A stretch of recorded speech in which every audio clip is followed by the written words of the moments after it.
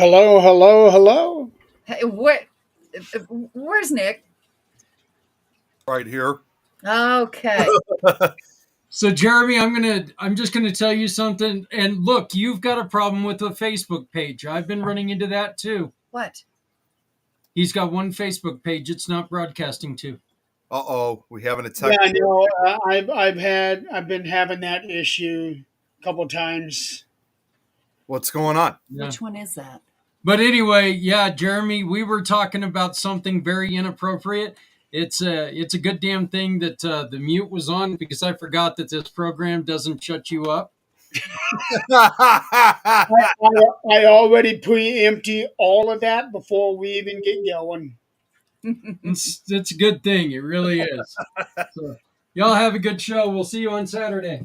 Take care, Zach. Yeah, Meanwhile, it wasn't that inappropriate. It's nothing that I didn't say the other week that I don't want this mic in my face because it looks like you're eating a dick. no, that's nothing. Yeah. Yeah, no way. I just don't like it right here. And I don't like seeing people with the mic right here between the camera and no. I don't see how those podcasters can do it. I wouldn't want it right in front of me either. Well, Zach you guys have seen in the past, I do have a mic, but it's further down. It's further down though. Yeah, but the thing, what she's talking about is where the microphone is right. Right in front of your face. it was like right here when we started, and I'm like, Yeah, you're already loud enough without it being that close. well, he told me PG told me I 18, can't Joanne said. I can't yell in it because it picks up everything, Oh, I'm sure. and it's down as far as it goes. That's a new one, Joanne. PG 18. That's me. Yeah, but at least you know when to toe the line.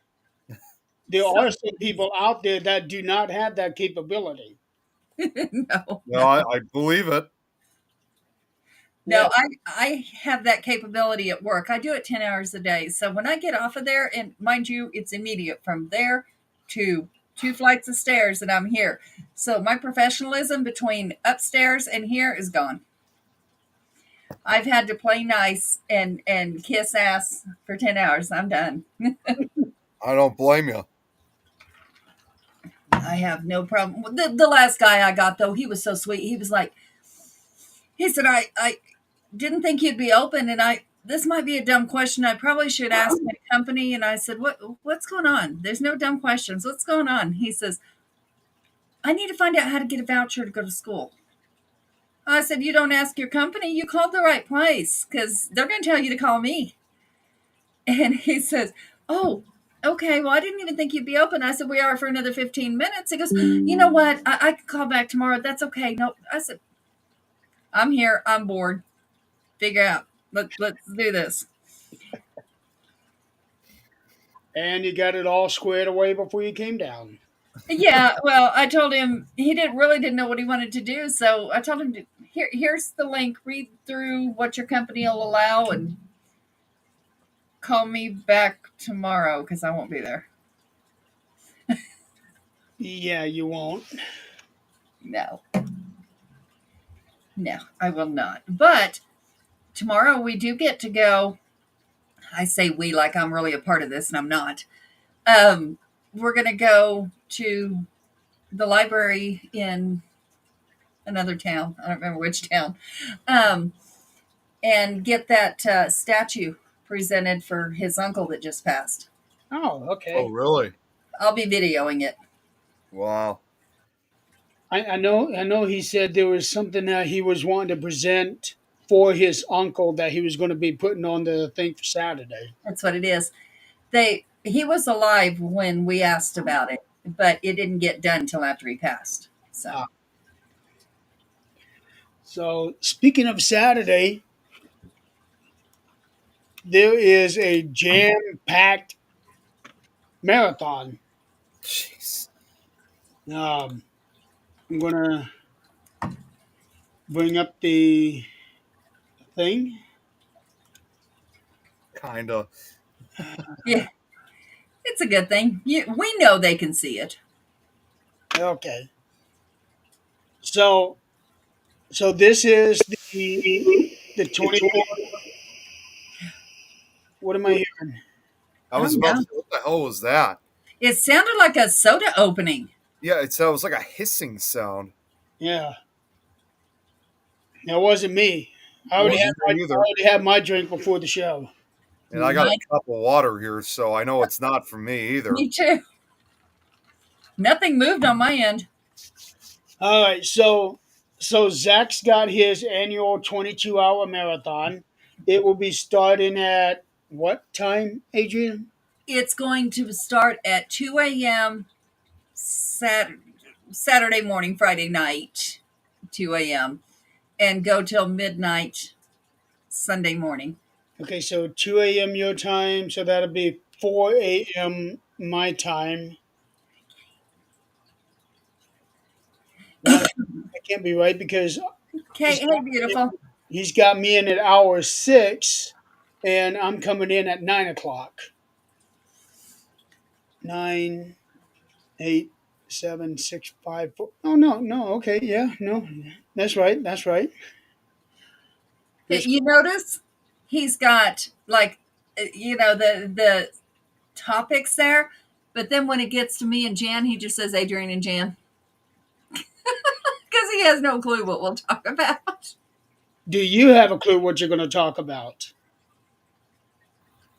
Um, yeah, kind of. Okay, Is it prepared? Absolutely not. We wing it. that's how. That's more or less how it's going to be for me. But it is nice because Jan has been a military wife. I have not. I've been married to military kids, but no. Um, but she has seen the good, the bad, the ugly, the really ugly. So it's really cool to be able to, and her and I talk all the time. So it's just like we're talking, we forget we're even on air. Yeah. Well, what's going to be nice for Zach is that a lot of the early stuff he doesn't have to be a part of. Right. In the second hour, he got that special that Nick and Lois pre-record. Oh, no, are you a part of that, Nick, or is that just No, that's just Wayne and Lois. that's just okay? So Wayne and Lois have already pre-recorded their hour show and already sent it in. So Zach will be uploading that to play during the second hour. I will have the sixth and seventh hours, and it'll be a special edition of the 13th Dimension. It will actually be episode number 99. Oh, wow. Nice. Yeah, So got them all in now. Awesome. got it. Got it all down. I have Ed O'Neill coming on tomorrow night. Oh, I want to see that. I Yeah, love that dude. I got in touch with him Monday. Say, hey, you want to do a show? I He love that dude. right on. So he will be episode number 98 tomorrow. And Okay. then I will have Scott Wilson and Tim Kohler on with me Saturday morning. That'll be episode 99 Awesome. in conjunction with the 22-hour marathon. And we will be talking about the VA and the frustrations that people have with them because there are so many Yeah. pleasantries about it. I like that because then we have all aspects of this. We have, the suicide part of it and, the people's experiences with it, Jan's experience with being married to one. And then we have what people deal with afterwards, which is what you're going to be doing.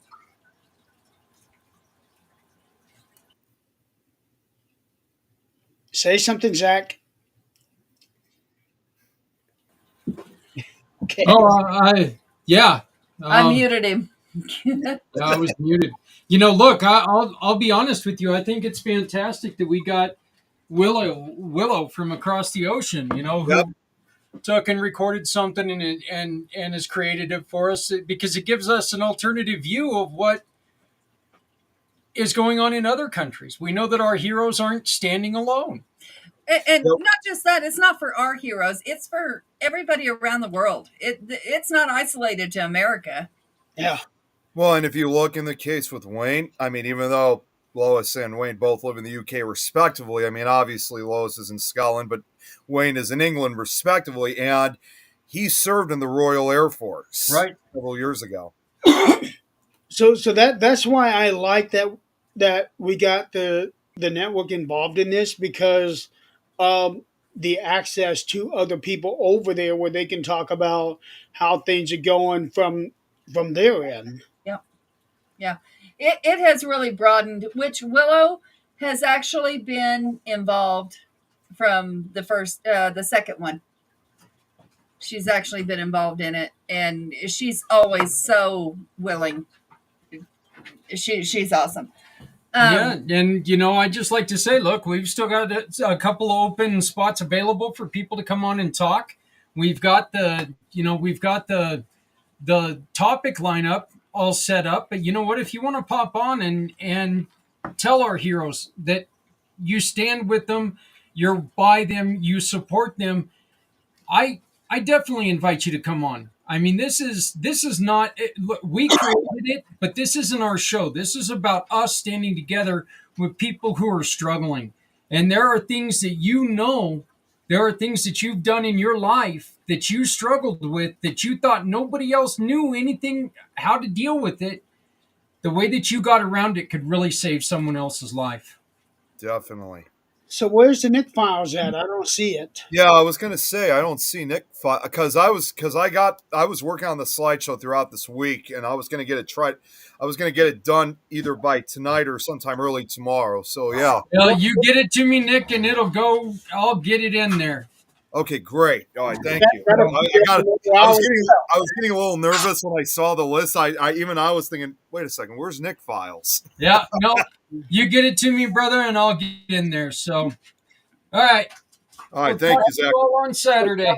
Zach, that will free up yet another hour for you, because you were talking about the last 4 hours. So that Yeah, the last 4 hours right now, you're going to see a lot of my ugly face listening to my voice. I thought it was the last 6. You know, we've got a couple people who signed up today. So Oh, good, because those last, I'm going to tell you right now, those last probably 10 hours. Okay. Zach, I wanted to ask. So good after 10, I promise you. So that's flying on autopilot the last few hours. Yeah, I don't Zach, do the gummies. I wanted to ask real quick for me to have do a Nick File. You know, what are the available times for me to come on and do the Nick Files episode? You know what, Nick? Let's hook up tomorrow before after we go and we do my Uncle Barry's presentation. So let's hook up after noon Mountain Time, and we'll get it all figured out. Sound good, brother? Okay, great. Yeah, that's perfect. Sounds good. All right, we'll talk to you all later on. Thank you very much. Thank you, Zach. We appreciate all your support. Just to let you guys know, the QR code that Jeremy is going to be sharing out periodically, that's going to help a current veteran or current service person in Colorado Springs who has a daughter who is wheelchair bound. They need to get their door widened and a wheelchair ramp built. We're trying to raise money for this. I didn't know about this. Yeah. Where is it, Zach? It should be in the layers. Oh, okay. Go over to the layers, Jeremy. There you go. There we go. And is that the place where you also the merch is all that's in there? No, that's on the okay. website. But yeah, so if you want to pull that one up, that's fine. But yeah, the merch is on the website. So yeah, so I want one of these. It's really cool. But we're also doing this year, which we had not done, I didn't do any of this. He did it. Which he's gone cooking dinner now. But anyway, we've also got a merch store now, which it's now got a bunch of, it's apparently the sweatshirts are discounted. Is that what it is? Yeah, they're at a really decent price, like 30, 34, something like that. Yeah. But anyway, there's all kinds of different things. And I definitely want one of these sweatshirts because they come in cool colors. Oh. We go. What are you doing? Are you getting it? Yeah, I'm showing. So you guys can take and share it. Okay. So, folks, scan that QR code. There, You can share it. I don't know what I'm doing here. I don't know what you think I am. So now, Jeremy, it's sitting up there. So I was going to say I don't see shit. That's not the link. That's not helping. I know, but you can send in the link. But now you can take and press on that sweatshirt on the other, on there, and you can show them like all the colors. And yeah, how about I just share the link like I was going to do in the first damn place because I don't know what I'm doing. Zach, you might as well just pull up a chair. Yeah, really. No, he needs to cook my dinner. I'm starving. So yeah, but here's the, this is what the hoodie looks like, and there's like all kinds of colors: black, maroon, military green. I love this one. Looks But, like baby poop. Looks awesome.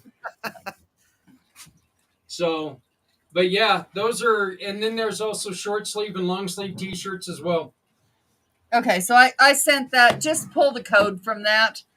That was actually what we had posted. Just pull the code from it. Or the link, I mean. And we can get this off here now.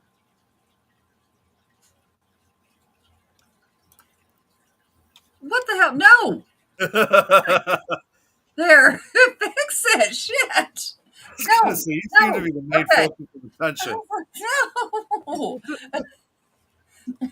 Okay, I will be posting the link in the chat for all to see.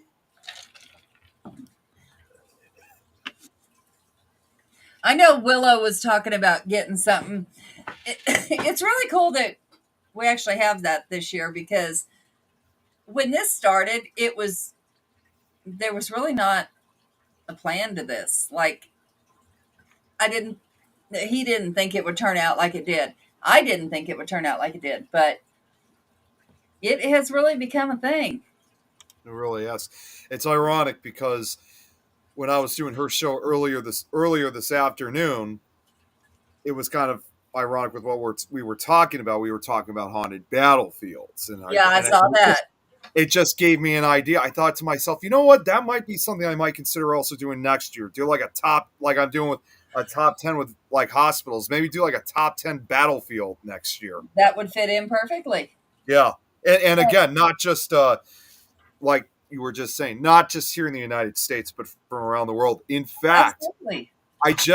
we are at the end of the show. We came up with the idea of wanting to do a part 2, of haunted battlefields. And I thought, it'd be a really cool idea because we've had them watch our show a few times. And I told you guys about them, is that new group that I recently discovered, the Norwegian Ghost Hunters, in this case from Norway.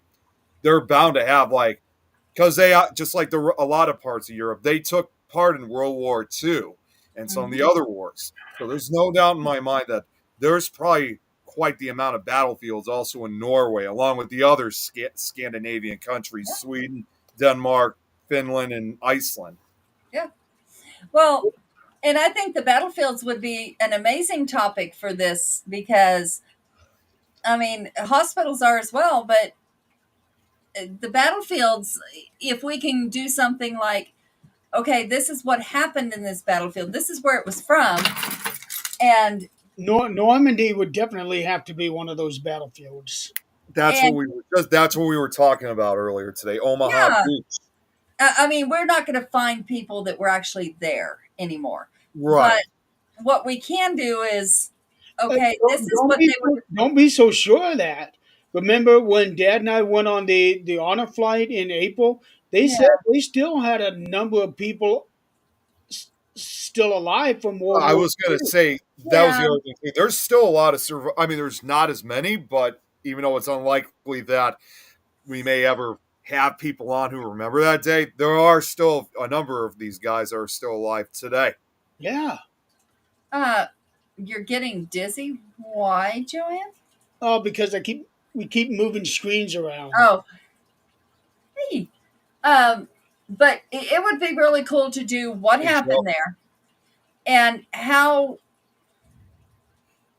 if we can't find somebody who was actually there to recount, their in all reality, most veterans will not recount how they felt after or what Right. happened to them. So, maybe how we would feel if we were in that situation. And that way people can understand more of how they're feeling. You know what would also be great too? Again, I know I just said this, so kind of repeating myself, even though it's obvious and very unlikely that we could bring somebody on, who obviously was there like during World War II. And even if they had all passed away like now, even though there's still a few left, we should also not forget the fact that a lot of them, yes, have passed, but there are plenty. There are, if not thousands, of descendants, grandkids, great grandkids that they probably heard the stories from their grandfathers. So even if a lot of these guys are gone, their grandkids could basically tell the stories of what their grandfathers told them before they passed away. I don't know. Yeah, I've got Because plenty of stories that Dad has told me from when he was in the Marines. yeah, and a lot of them that witnessed terrible things, uh, they just don't talk They're about never that the part of same. it. And even we don't hear about it now. But let's be honest, the murder, the rape, all those things that happen in war is on TV constantly as a norm.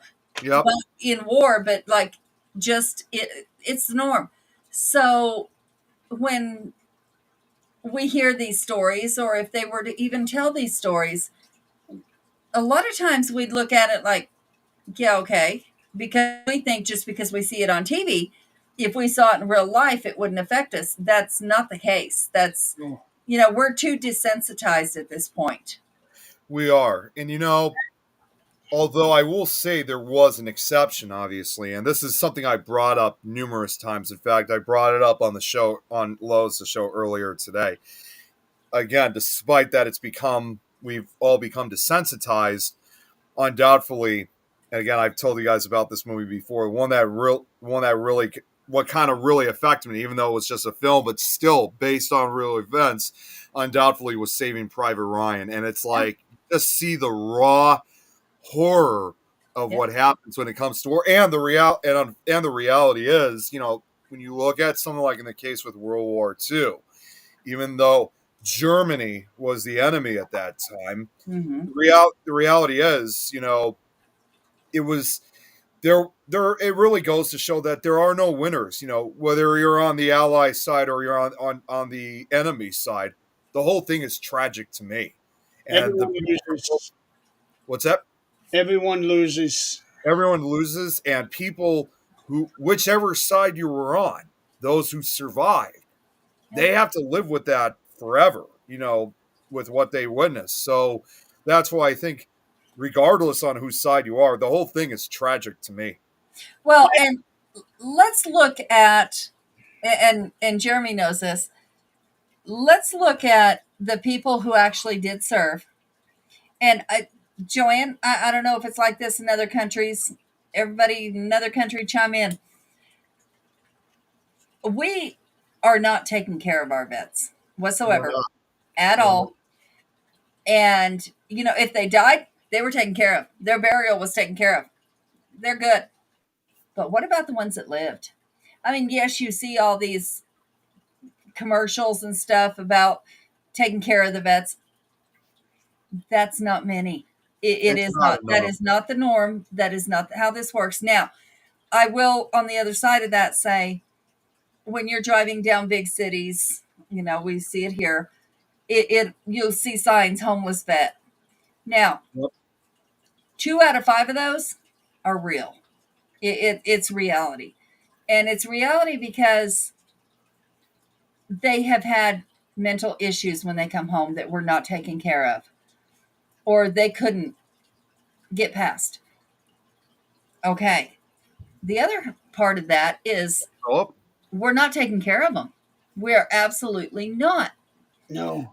Joanne says exactly there too in Canada. Lots are in the streets, no money for rent. So it's obviously not just here in the United States. Canada is also going through that So, too. so Why it's a is this problem. happening?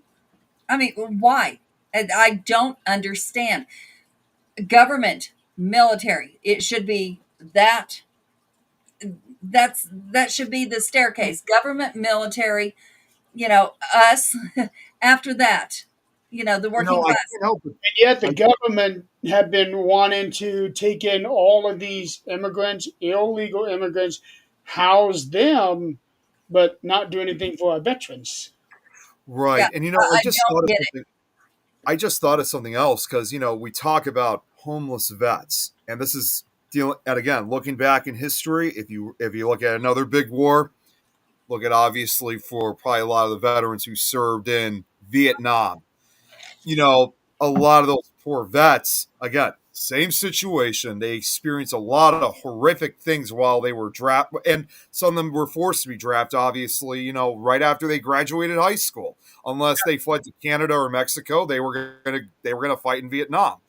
No, the guy So, that I went to school with, he told me stories of how his dad was after he got home, and Oh, even 20 years later, how he was still reacting to things that was in his dreams. yeah, and right. that's exactly because And I am, well, I'm 50 years old.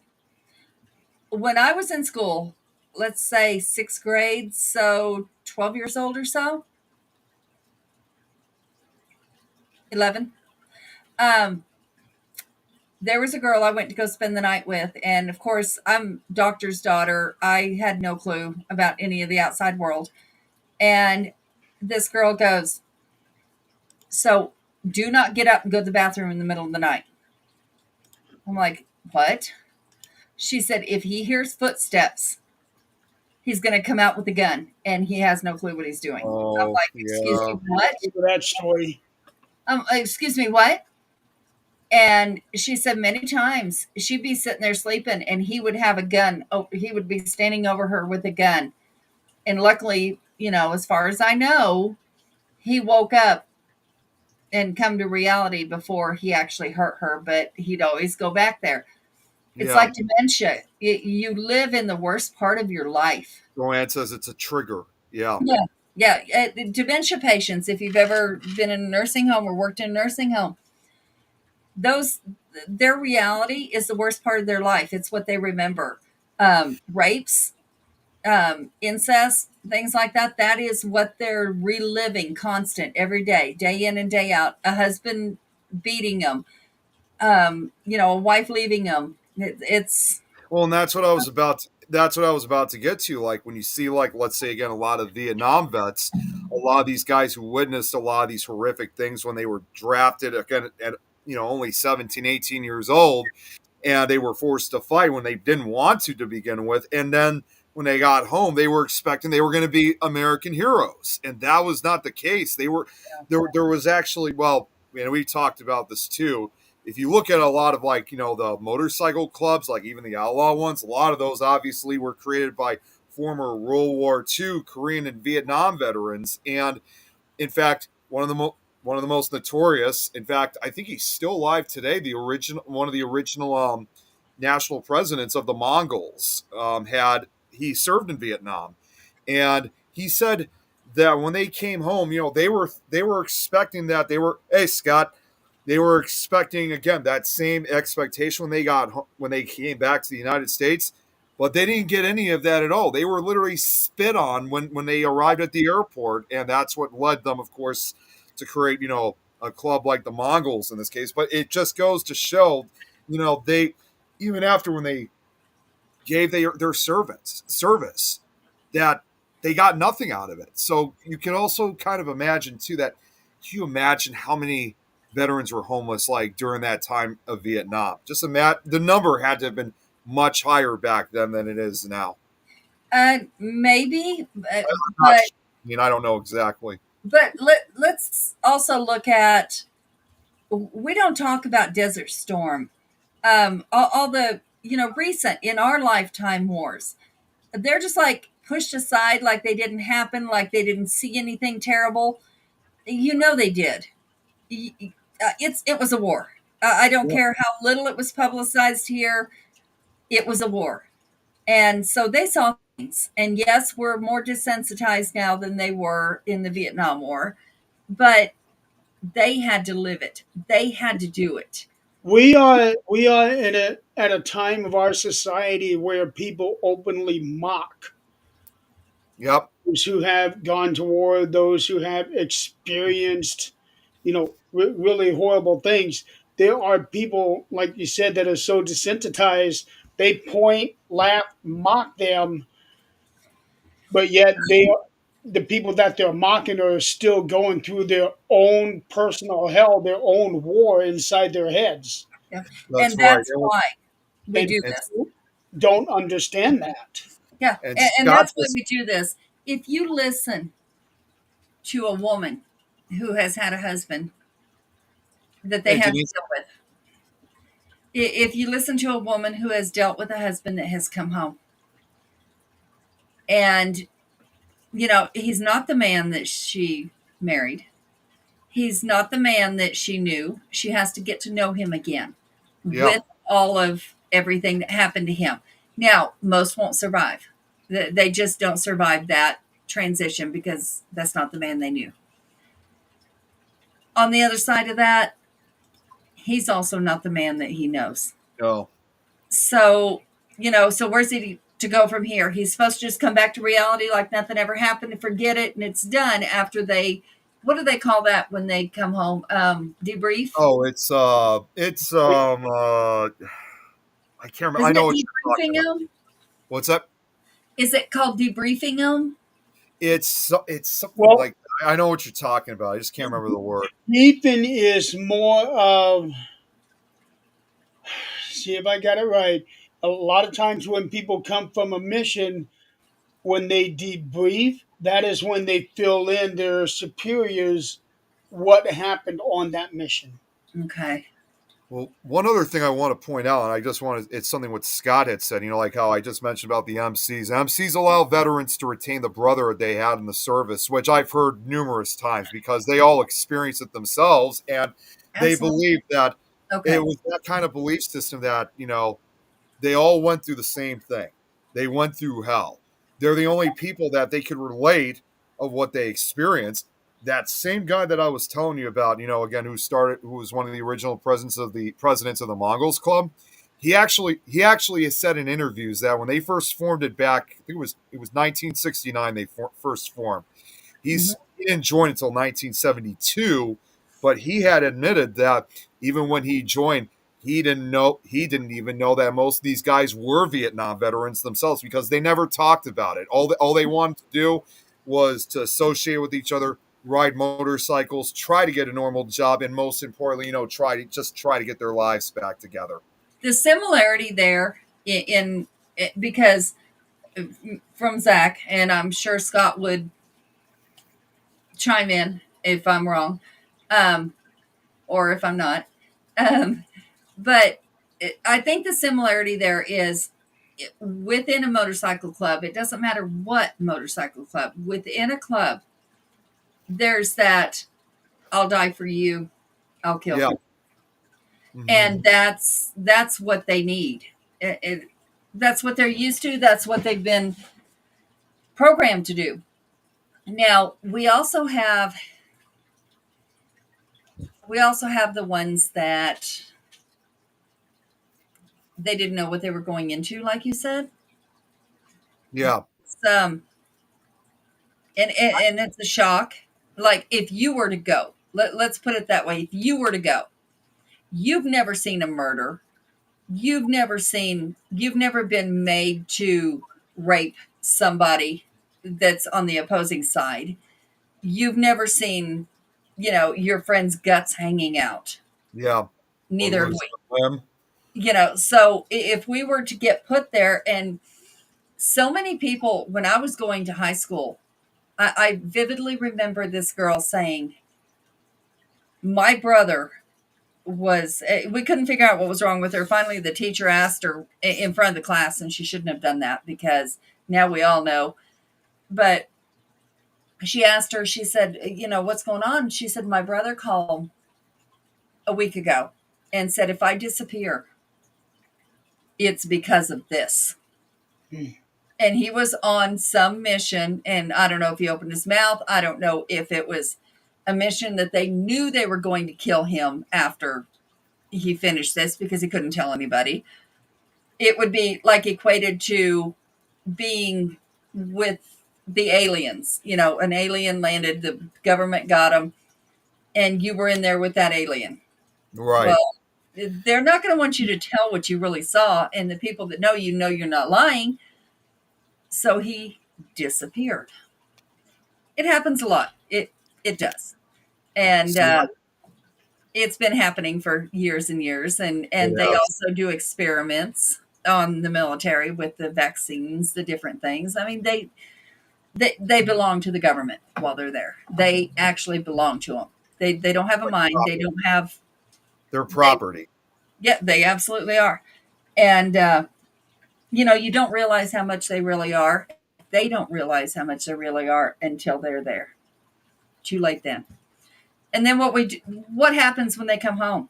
If their That's- wife happens to leave, Yeah, I mean, it's like their lives are changed forever. And just like with what Joanne and Scott said, brotherhood, absolutely, there's a bond that can't be taken away. I think that's what we see a lot. I mean, and it's not just a matter of, like I just brought the aforementioned motorcycle clubs. I think and it's not even just a recent thing that we've seen where, I think this is something that's been going on, for decades, if not for centuries. And I think it happens in most wars where a lot of these guys, they fight, and those that manage to survive, they come home, and they're obviously very heavily affected, after spending so much time, fighting for the country, and they're just looking for a brotherhood. It's not even their family that they're trying to look for. They're just looking for a brotherhood of some sort. that's if their family has turned away, which so many come home and their wife is pregnant by their best friend, or their wife is gone, or their husband nowadays, has messed with the neighbor, whatever the case might be. So if they were not to have their home that they left, and I've seen this on a show that had nothing to do with this. It was actually on like one of those cops movies, Oh, yeah. and it was a lesbian couple, and she was out and surprised her with a visit. She was on deployment and surprised her girlfriend with a visit, and her girlfriend had a guy there. And of course, all hell broke loose.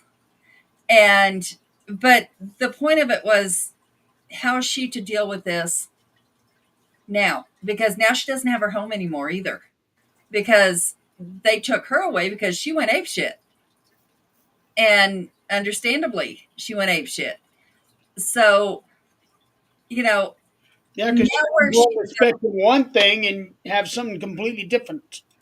Yeah. So now that she loses her home, the government, okay, so we can provide food stamps for people. And I'm not saying anything bad against any of this. I'm just saying we can provide food stamps. We can provide Section 8 housing. We can provide health care. But I promise you, these people that are at the VA are not getting that health care. Our dad cannot get teeth. It's poisoning his body and he's about to die. So, but he cannot they're telling him he has to pay $3,000 to get his teeth done. Oh my Excuse me? Yeah, What? I found out why. I did some digging around on there, and the VA says that they won't cover dentures because they don't consider that as an injury that happened during their time in service. Right? Just, Okay, so if that's the case, then why did they cover my dad's glasses? yeah, really. And His there eyesight was, didn't go bad because of anything. oh my gosh. You guys may have seen this also. It was actually a friend of mine, but I saw it on TikTok. It went viral. Um, her dad had been sick, and he had Agent Orange. They knew that, that. That's what Joanne was saying. Something orange. Yeah, it was Agent Orange. Yeah. They knew he had that. He had been, living with it as much as you can live with it, which his uncle had the same thing. Um, and that affects your kidneys, your liver, things like that. He had been to the VA 10 years before. And then he was going back to the VA, and they told him, they took away his oxygen. They said, you have to quit smoking or you don't get oxygen. Okay, I get that. Okay, fine. I can do that. He did. Then they took away his pain pills. Mind you, he is dying. He's sick. They took away his pain pills. Said you can't have these. So he went to the ER because he was hurting so badly. He's in his probably late 70s now. And the doctor did some work and walked back into him and his daughter and said, how long have you had bone cancer? He said, I don't. He said, you absolutely do. And that's why you're hurting. They took away his pain pills. And so he goes, let me make a phone call. Give me a minute. He went out, called the VA, asked for the records. It was on the records for 6 years. They never told him. Oh my Wow. gosh. They would not tell him he had it. My ex-father-in-law, his records were blacked out in places, and he can't get the originals. He don't even know what's wrong with him. That's crazy. Something is very wrong with this system. It Very really wrong. But these people that just don't want to work and want to pop out kids like it's a hobby can get anything they damn well want. Everything's paid for. And they get that tax return, times however many kids. Something is wrong with this system. People need help, absolutely. But what about our vets? What about... The system has been wrong for decades. But they allowed us to have the freedoms we have right now. Why are we paying football players to chase around a football, which I don't give a shit about football. It's obviously, but people looking like they're in tights fucking a football. They're getting paid a lot of money. Well, that money is coming from all the sponsorships. I know, but it's still not right. You're right. Why are we sponsoring our vets? I mean, I don't get it.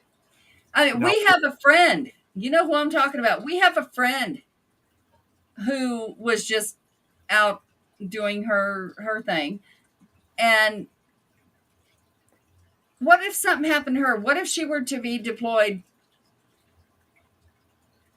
Who would take care of her child? Right. Which I understand they do have provisions for that. What But I'm thinking of, I think she just re-enlisted. she did. She did. And that's why I'm saying, what if something happened to her? This is not okay. None of this is, and I understand why they're committing suicide. Scott, is there something you and I need to talk about? I can understand that too. I mean,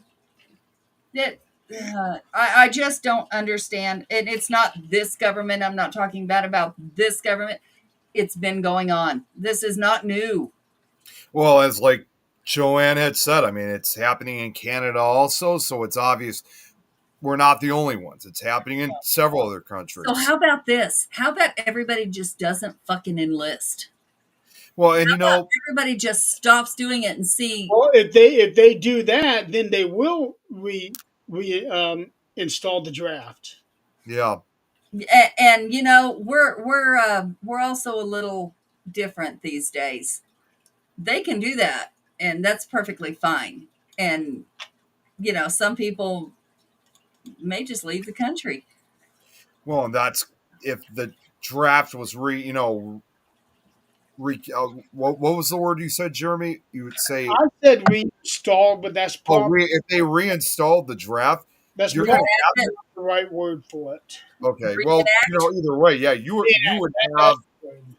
Yeah, I mean, you would have a lot of people leaving the country. I mean, not just to Canada, but just wherever they can get to, so they don't have to Well, fight. see that's the problem. Then they will start focusing, all of their energies into draft dodgers and doing the Yeah. expedites, Yeah. Yeah, expedite people coming in. expedite. Yeah, I That's mean, a whole yeah, nother expedite. mess. There's no right way to go about this. I mean, as far as there's not going to be a good way. But what I'm saying is, if they don't take care of their vets, why are people enlisting still? Stop. Yeah, Show them. this is just my personal opinion because I've seen a lot of it. Obviously, I mean, most of the countries have not been doing that. Like a lot of countries have not been doing that, but the only country that I really think is really giving word about their veterans and also for those who are currently in the military undoubtedly would have to be Ukraine, obviously, because the president of Ukraine, I know he's been speaking out a lot again, about his military, which is just you just don't see that very often. You know It's just, what? He also went out there with his military. He fought with he his did. military. He I have all did. the respect in the world for that man. Oh, I do too. And for him to speak out, not only just for the people of Ukraine, but to also for his military. That is the truest way that anybody could speak for the military and let them know, how they've been, what they've been going through, how much progress they've been making, with Russia. And you could tell he has the most ultimate respect for the Ukrainian military. Yeah, Well, he will protect them. But yeah, one Right thing for now, sure, they're facing a major mess when it comes to U.S. relations. yeah, they are, and they're also, and not surprisingly, they're also considering about applying membership to be part of NATO, which is, that's to be expected. But here's the other. I mean, that's great on Ukraine's side, but let's also kind of see again on the enemy's side of point of view. In this case, Russia, and I've seen a lot of this too. With Russia, it's the opposite end. Putin has said nothing at all about even about his military, in this case invading Ukraine. To him, they're just the Russian military is just they're just pawns to him, and he just shows no sympathy or respect for his military whatsoever. Even though Russia is the one that was causing the invasion, regardless of the fact, you're supposed to still respect your military and veterans, and no, he is not. When it comes to dictators, they don't give a damn They, about. they don't, and you guys have heard he's now bringing in criminals, including even like child sex offenders, like murderers, like just trying to get anybody he could to fight. And those aren't. I mean, I can even already say those aren't true veterans or military. Those are just people that have committed horrific crimes, and he's just using them to his advantage. While the real veterans and soldiers, yeah, he just sees them nothing more than, again, like I said, I, like property. it's nothing new. I mean, my dad, do you remember the Iron Curtain falling? Yeah. My dad was part of that before it fell. He escaped Bulgaria when Russia took it. And a lot of his friends got killed. In Bulgaria, you had to become military. As soon as you left school, you had to become military, like Ed said. Um, and you had to do, I think it might have been 4 years. I don't remember. But part of his military was when Russia first came in. And they had to go euthanize all the animals. He had to go door to door and euthanize everybody's pets Oh, in front of that him. had been horrible. It absolutely, and he was a vet, or he Oh, became a vet. I don't know if he was then, my but he God. became a vet. Um, I wish I'd listened a little better when he was telling these stories, but I was young and I did not. But I know the horrific. He wasn't allowed to have a cross because you could not be Christian, and you were not allowed to have gold. This is like Viking times. Could not have gold. So they escaped with the gold cross. Him or my mom had told us, I don't know. But they turned it into wedding rings once they got to, let's see, there was a, like Mexico, they have the mules and whatever that Yeah. will help you get out and whatever. They're not mules. That's the wrong word. Anyway, No, they're it's rides that help you get out. yeah, there's Um, another word for it. yeah. Um, but they had that on a bigger scale. They went to Italy and they had to stay in Italy until they found them a place in America. I mean, it was like a big organized thing and they happened to get out. But, the Russian government has not changed whatsoever. Well, and I remember a few years ago, probably about almost a year into the Donkey. war between Ukraine. Oh, donkey, that's what it is. Yeah. Um, about a year into the war with Ukraine and Russia, there was one occasion where two Russian soldiers were caught, and obviously they were arrested. And in fact, my dad was watching it as usual. I mean, he doesn't watch. He was, just so you know, he doesn't watch as much as you. This was back when he used to watch CNN a lot, and Mhm. they showed. I don't know if it was live or if it was just a pre-record, but they had these two Russian soldiers that were interviewed, and they clearly saw two. I mean, two things. Obviously, not only did they realize that they had been caught, but they obviously knew that they were in serious trouble. Yeah. And the other thing they saw was they realized that this was all a dictatorship. They realized that this whole thing was never right to begin with. And they even said, even though they all, I mean, obviously they had closed captions because they were speaking in Russian. Yeah. They even said, you know, I don't know if these were the exact words, but they said something very much like, and as Russian soldiers, as for the people, no, excuse me, as for the people of Ukraine, we are terribly sorry for what we Russians have done to your country.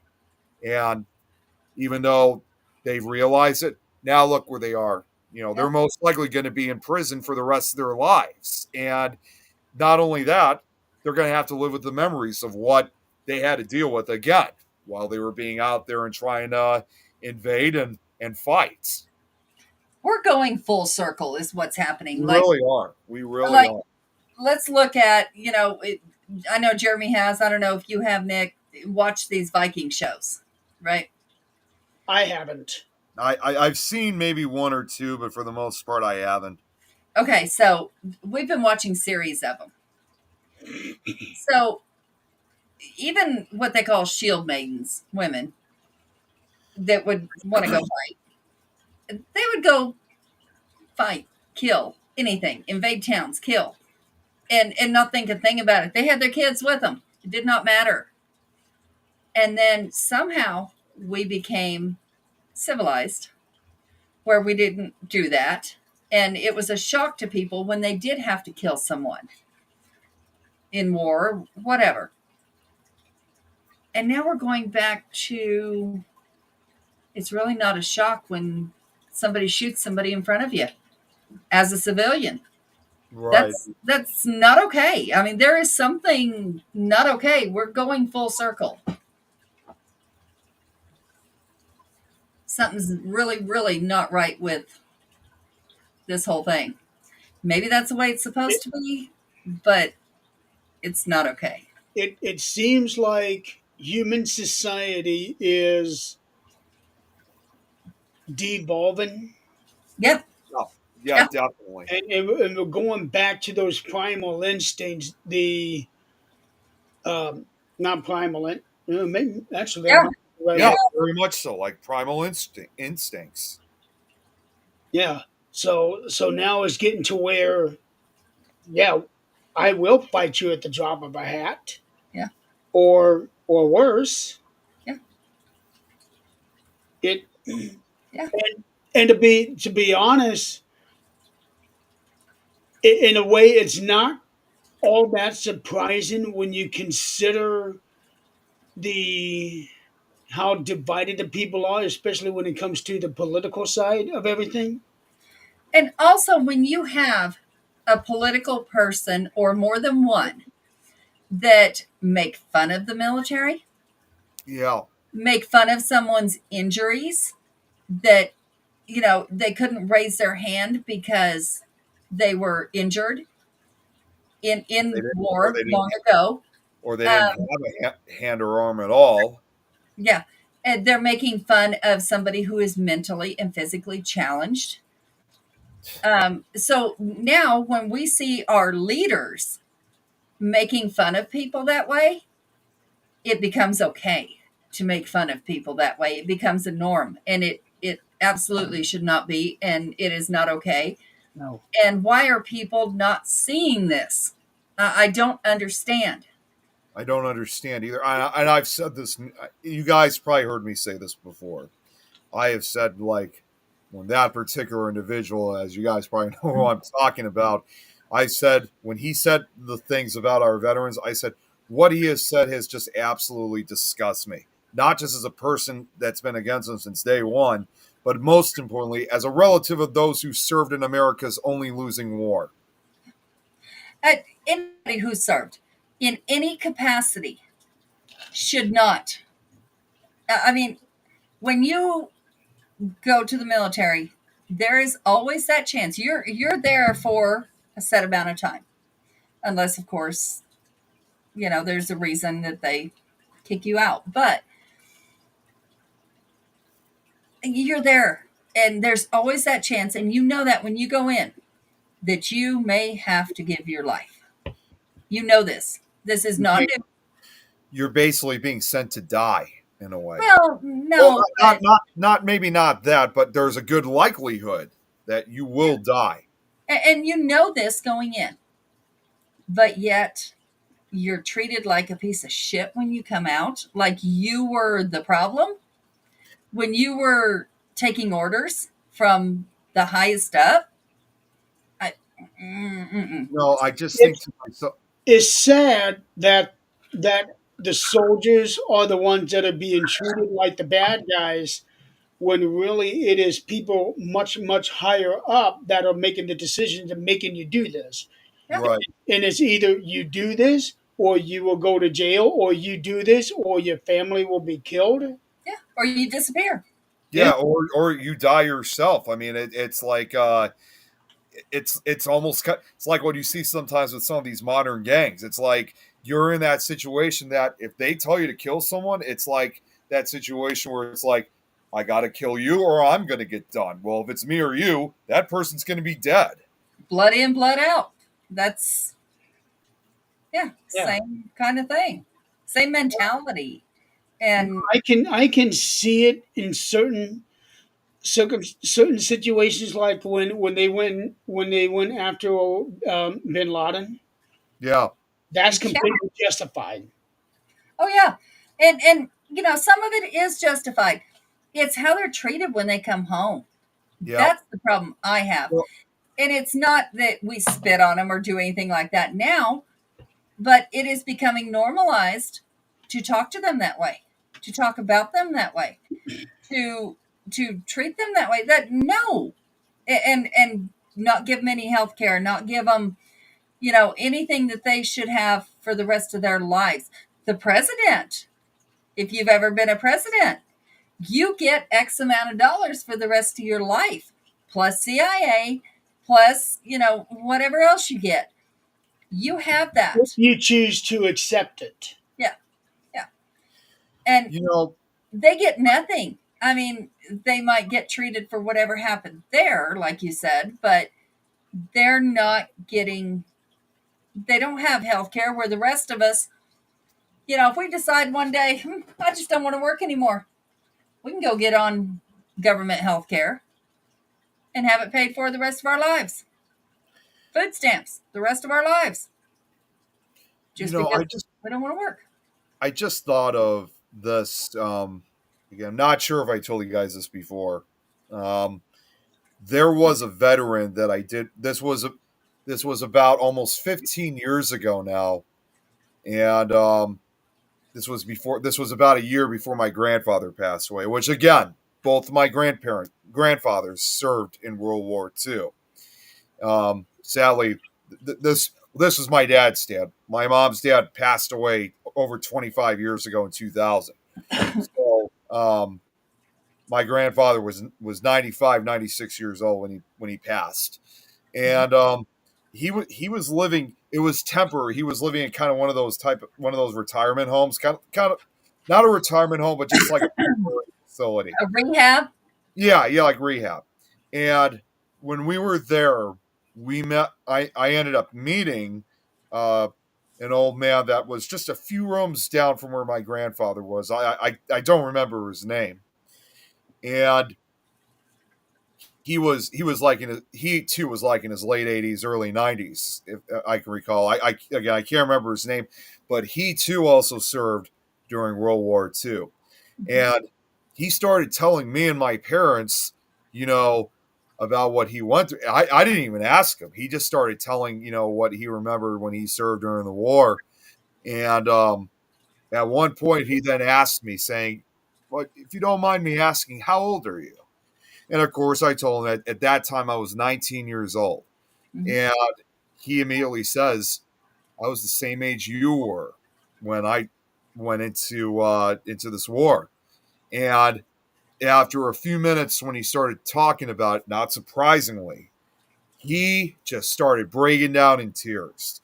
At that time, it had been almost 70 years since World War II ended. And it was obvious that no matter how much time has passed, decades in this case, that it was still, he looked at it like it was like yesterday to him. It was still playing in his head. And when he started tearing up, you could literally tell that he was reliving it. Even he was literally telling me at the age I was at that time, he had best friends of his who literally were That puts it in a different perspective because he was at the age of you are, and it's like, oh shit, I could be over there right now. that's exactly how I felt, because he was saying he had best friends of his dying in his arms, and it just got me thinking that this And could he have was been me. still a kid when he went over. What's that? He was still a kid when he went He over. was still a kid when he was over, and I was still a kid at that time when he was telling me the story, and realizing that it could have been me that had gone through. And when he explained, all of that, I mean, I had the most absolute respect for him, and I just thought to myself, even then, I hope he's getting the support, everything that he deserved for what he went, what he served now over 80 years ago. Although sadly, he passed away 2 years later. His So life ended at his that life ended. point. His life ended. Yeah. Oh, yeah. I mean, even though it had been almost 70 years since that time when he was fighting in World War II, and knowing what he went through, you could clearly tell that after decades, he was never the same person.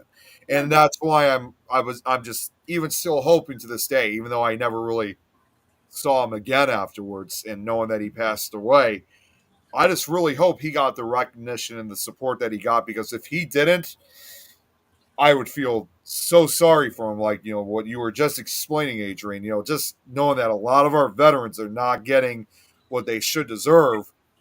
It worries. It's even though this guy's been dead for over 10 years now. Yeah. I would say that if he was a vet of World War II, he was probably treated quite a bit better than how our current veterans are. Yeah. I mean, I hope he was. Yeah. But yeah, that's still a story that still sticks to me to this day. Oh yeah, a story like that you don't forget.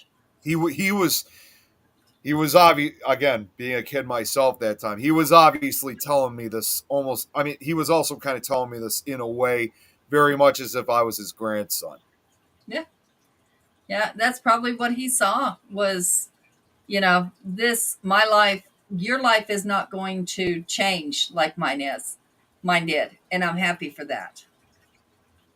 And again, telling me that he was the same age I was at that time. Yeah. He was basically trying to tell me enjoy with what you got and value your life every day.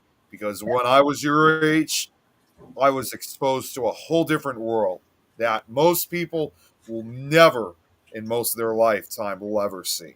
Right. That's right. He sure was. But, we have to do what we can to help him now. Help all of them. Well, Now. help them, help others like him, because, like I said, he's passed away. Yeah. But, his brothers and sisters, all brothers from then and sisters now, are still there. Definitely. Yeah, it's and I shudder to think what is going to happen over the next couple of years Yeah. because I the know. tension's rising. It's the tension is rising. You can see it. You can feel it. Um, and and the crazy thing is that it's not going to be just America against whatever country. No. Soon it's going to be America versus America. Yep. And Country, America versus the world, because nobody can shut the hell up. country is just such a powder cake right now. Everything's so intense that the slightest issue or something definitely can generate basically a new type of civil war, or even worse. I'm surprised that another civil war hasn't happened yet. That's what I mean. Eventually, all the groups are going to go up. Yeah. So it's just, I mean, honestly, I mean, with what we've been hearing now, and I'm sure you guys have seen the advertisements, and not just America against America. I'm sure you guys have seen those new advertisements of like Canada is not for sale or something. I'm starting to see other ones like that, like Greenland and even Mexico. In fact, believe it or not, it's like the whole continent is going to be at war with America itself. Yeah, it's getting there because now we're picking a fight with Mexico all over a stupid name, Yep. and then all of a sudden, he wants to get all of Canada to be one state. That's not going to Yep. happen. That is definitely not. And then let's not forget, most importantly, trying to get Greenland, which it may be part of North America, but that belongs to Denmark. Well, the thing is, it's none of our business. They've been doing fine without us. We can't handle our own business. It's none of their business. Well, for starters, and I know I've said this before, like in the case with Greenland, that has belonged to Denmark since the 1600s for 400 years. And as far as I'm It's a matter if somebody wants that country for the oil reserves, that's what he's going to do, yeah, and that's why I think he's going after Canada as well for the oil reserves. yep. So we've got 22 hours after tomorrow to talk about this.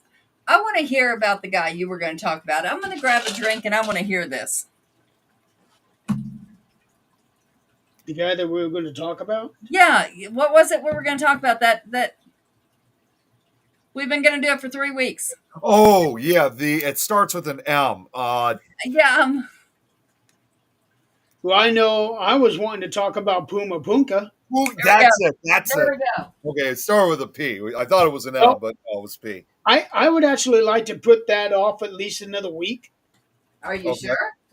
There is something that I am interested in talking about. I think we might have talked about it before on the show, especially after it was destroyed.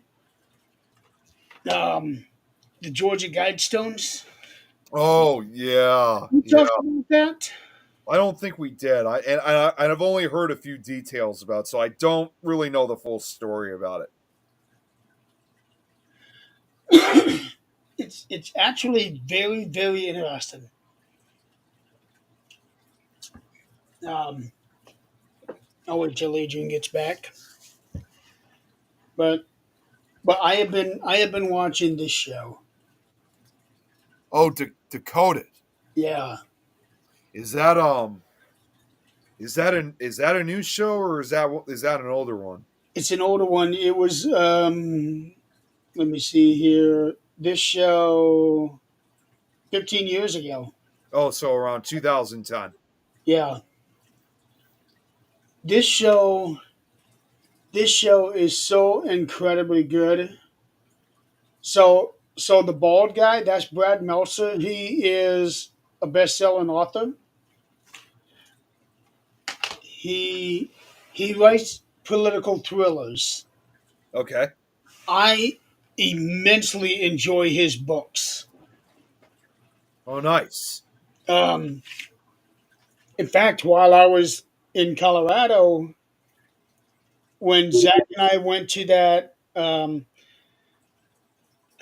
Habitat for Humanity store, Hmm. and I came away with a shitload of books for less than $5. One of those books was a signed copy of his debut novel. Really? Yeah, so it to me that's a treasure. That really is. It really is. So so he had three people do these road trips going around and investigating and questioning people about the true stories behind certain things in our history. Hmm. And the episode that I was watching was about the Georgia Guidestones. They've also talked about, is there gold in Fort Knox? Um, the supposed missing cornerstone of the White House. I have seen that. Let's see. The truth about D.B. Cooper. Mount Rushmore and its possible connection to the KKK. Hmm. That one was an interesting episode. But the Georgia Guidestones, for those that are not familiar with the Georgia Guidestones, it used to be a almost like a Stonehenge in Georgia. Let Now, are me we talking about the actual country of Georgia or the state of Georgia? state. Oh, the state. Oh, wait. You know what? Actually, I think I did hear something. Okay, now that you said that, that's starting to sound a little bit more familiar now. Yeah, it was in Elbert County, Georgia. Yeah. Yeah, Albert County. So the Guidestones, it's like four te- four very large slabs standing up, a fifth slab in the middle, and there is a platform on top. Hmm. On each side of those guide stones is sort of like a modern day Ten Commandments in four different languages. I'm sorry, eight different languages. And the very first commandment is maintain a world population of 500 million. The last time this planet had 500 million was back in I think it said 1600. Okay. And this is a guide stone that was put up 45 years ago saying we need to get our population down to that. I believe it. Yeah. Uh, Our population in 1980, I think it was 4.4 billion. We've almost doubled that in 45 years. Oh oh, my yeah, God. That's incredible.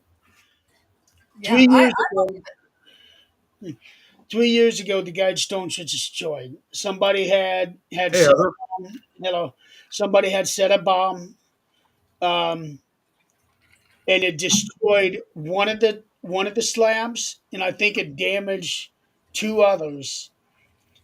But well, it was so unstable that they had to take the whole thing down. well. Let's look at all these diseases we got now. They're working on it. Well, see, Yeah. that's what I'm kind of leading towards.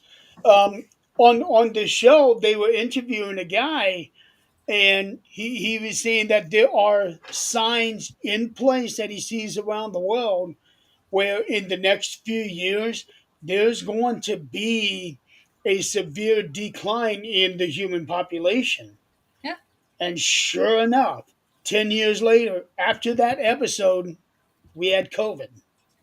Yep. It Yep. didn't quite do the damage what they anticipated it to do, Yep. but And it now, still did a lot of damage to us. and now we're, I don't know if we're building an immunity. I don't know if it's, but more people are surviving. So now they got to come up with something different. Yeah, they really do. Oh, here's what I heard. Um, I think I want to say it was Sylvia Brown. Hmm. She said something along the lines of that there was going to be a deadly disease coming around about the same time the COVID did, and it would disappear as quick as it came. Yeah. 10 years later, it will come back tenfold. I believe that. So that would be 2030 then. Um, Give or Well, take. or somewhere in the early 2030s. Yeah, And that was most her of us prediction. Now, should keep be in mind, living. we are talking about Sylvia Brown, somebody who had been discredited numerous times, Yep. but it is kind of hard to ignore the fact that COVID came and COVID went. Yep. Yep. So now, when she made that prediction, I don't know. Well, hell, we could discredit anybody because nobody is 100% right. Exactly. Very true. So we could discredit any one of us. Yeah. But It's just the I bottom mean, line. there's lots of predictions that have been right on. Um, how they're doing it, I don't know. I wouldn't want to be the one to see what they see or how they know. That would be hard. It makes me very interested in Nostradamus. Because they said that he did predict a lot of what's coming at the Revolutionary War, Yep. um, World War II. Supposedly, he predicted 9/11. But let's think about it. If it was us predicting something, even in the near future, it wouldn't matter if it was 100 years from now or 10 years from now. Because you're so far removed from it that you think, okay, well, this is what I saw. You write it down, but you really don't picture yourself in it You, and how you, it you really know you know who our modern day Nostradamus is right now? happened. The Simpsons. Yeah. Oh, that is so true. Yes. Yeah. They Well, projected so much that's happened. Yeah. yeah, I don't watch them and I don't want to Oh, watch I've them. watched them. Because I have seen scenes where people are posting, even down to Trump being president, Yeah. before he became president the first time. Yeah. And who Yeah. would have ever thought he had his own conglomerate bullshit going on. He had his TV show, all that good stuff. Nobody would have ever thought, oh yeah, he's going to be president. No. And people would have No. laughed at it. And they did laugh at it. That was the whole point. But Right. then for it to happen, Well, that was what I read, that they were trying to come up with scenarios that were so ridiculous that it couldn't possibly happen, but yet all of this shit's happening. Yep. Exactly. I mean, it's just being brought to reality so incredibly quickly. so For, that for begs the all we question. know, that episode was the original thought process of him even considering becoming president. So Yep. maybe not on this big scale that we're talking about right now, but that begs the question. People have talked about, what do we call that? The uh, thin man. You guys have heard of the thin man? Slim man, slim. Slender Man. Okay. Yes. Slender Man. Yeah. Yes. So we have that. We have, the Hat Man. We have so many different things. So did maybe one person put it out there? We all know you can manifest shit. Yeah, you can. You can, your thoughts, your emotions, your emotions can manifest a poltergeist. Even they've actually, even Paranormal Caught on Camera has said that, on several occasions about something being brought into reality. I Don't don't look at Stephen King. know, but He Stephen wrote King. the Stand COVID game. Yep. He wrote the Dead Zone. People equate that to Donald Trump. That's right. That's Yeah. right. I mean, Animals go rabid all the time. there was they actually did a timeline when the first Thin Man came out on paper. Somebody drew Oh, it. Slender Man. Yeah. They had it on paper, somebody drew it. They did a timeline. And when this one person drew it, I don't remember if it was a kid or adult. That wasn't even relevant. But now everybody's seeing it. Yep. All of a sudden everybody's seeing it for a few years. Yeah, and Then it they're went away. yeah, I was gonna say, yeah, it was a huge. I could still recall again as a teenager and person in in his early 20s. I can remember that so clearly how popular he became.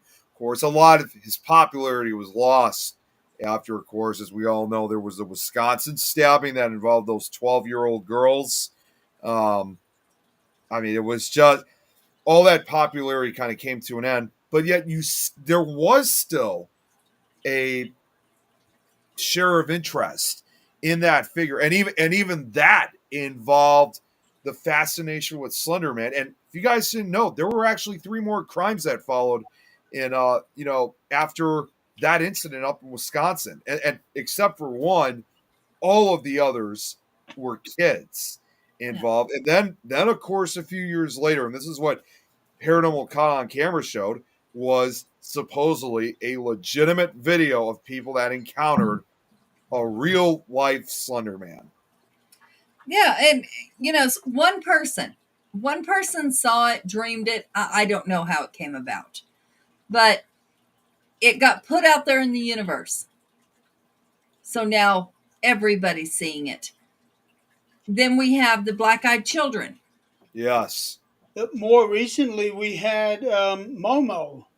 Momo. Yeah. Oh yeah, I remember that. So somebody, whether they saw it, I don't know. I mean, I'm not in their head. Whether they saw it, whether they conjured it, whether they put it out there in the universe. All it takes is one It does. It to really put does. it out there, Station is very real. and then everybody sees it. See, it's one of those things that everybody is under the impression that we've heard it. I mean, this is kind of more from especially a paranormal side. As kids, we were always told by our parents, obviously, there's no such thing as this, no such thing Yeah. as ghosts or monsters or anything like that. Yep. But but chances for you to be saying that there's a monster in your closet or whatever the case it could be, and even just by bringing up such words of something like that or having just those thought patterns, yeah, it may not have been real to begin with, but because you're so deep in your thoughts and you're talking, that could eventually cause it to be real. So what was once an entity where we always were said there's no such thing. I'm sorry to put it, but now there is such a thing as it. Well, since we're going to be putting things out there in the universe to make them come true, let's put this out. Jeremy York, New York Times best-selling author. Yeah, there we go. Let's put that out there. Let's make that a reality, folks. Yeah. Well, But let's look at it from the other side. This is my belief. We're told as children, there's nothing there. There's nothing there. You're not seeing that monster under the bed. You don't see what you say you're seeing in the closet. You're not. So we close off to it. And our mind says, no, we don't. We train our mind to say, nope, that's not what we see. So later in life, we really don't see it like we did when we were children. Right. So there's both aspects of that. And which one's real, I don't know. But I read something yesterday that was pretty powerful. We all know each other's religious beliefs. And this is not bashing anybody's, but it was a little statement that said, as a child, we're told that God loves us, that he'll do anything for us, that he protects us. And the same sentence, we're told if we do something wrong, he's going to throw us in a fire.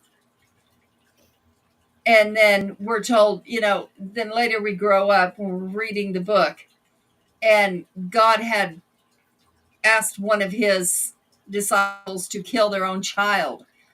And, they go through all that, and it's like, you're looking at it going, whoa, I was just programmed to just go along with this and not even think about, wait, this is supposed to be a loving God, yet he does this and he tells me this and he's going to throw me in a fire if I don't do what I'm supposed to do. And, it's your program. So you're not thinking for yourself. But when you go on the outside of it and you're looking in going, okay, so man wrote this Bible. Some of this shit's bullshit. Yeah, like I heard this from a show. I can't remember. Like, it might have been one of those cop shows, and I think they were interviewing some crazy priest or something like that. And they go like, "Bible says that my daughters could be sold into slavery on Sundays be sold into slavery if I don't go to church on Sunday." Right. He said, "Yeah, I read that plenty of times at Catholic school. Yeah, I know that's not true." What kind of leader would test one of his people's loyalty by commanding him to kill his own son? And if you love everybody, why are you killing a child? An Right. innocent person, a child. So one of two things has happened. Either man has put their own spin on some shit that's not true, or this God Moses wrote up a story he made up in his head. Yeah. Right. or this God is very vengeful, and that's not okay. So Definitely either way, something is not quite right in the stories. We've already determined he is vengeful, just specifically from the Noah's Ark story. And then there is All the languages, splitting all the languages. that's another one. The one I'm thinking of is the Tale of the Two Cities. Sodom. This is the one where a family flees one of the cities, never to look back, but two of the girls did turn back to look, and they turned into pillars of salt. Oh, yeah, that's Sodom and some. Gorman. yeah. Hold on a second. How do you spell One Sodom? starts with an S, the other starts with a G. Yeah, Gorman, and- Samada and Gorman. Yeah, I don't. Yeah, Here, I'm looking up right now. Sodom. Sodom and They took the word sodomized from that. Yes. Sodom and Gomorrah. Gomorrah. Yes. Oh, in fact, there's even a 1962 movie based on that. Yeah. Oh, I didn't realize that. But and that's why now people are thinking for themselves and questioning. Okay, is this number one God real? Is number two, if he is he this vengeful asshole? Or did people start writing some bullshit? I think that somebody was real and people look to this guy as God. But I wonder if God was a supreme leader of a species Yeah. that came to this planet. Well, we've Oh, been I hearing absolutely about it. believe there's a God. There's absolutely a God. Now, is it the God that we're told? Maybe not. Well, and when you really think about it too, because we're starting, you hear this time and time again. I mean, this even goes through to the extraterrestrial subject matter, where you've had people who were abducted or they've had contact with extraterrestrial beings, and they find out too that some of them have the same belief, the same God in their belief system, but there are occasions where, yeah, they might believe there are several differences to what their culture is compared to ours. Right. So therefore, like you just said, it may not be the same God that we anticipate that we believe in, because who knows?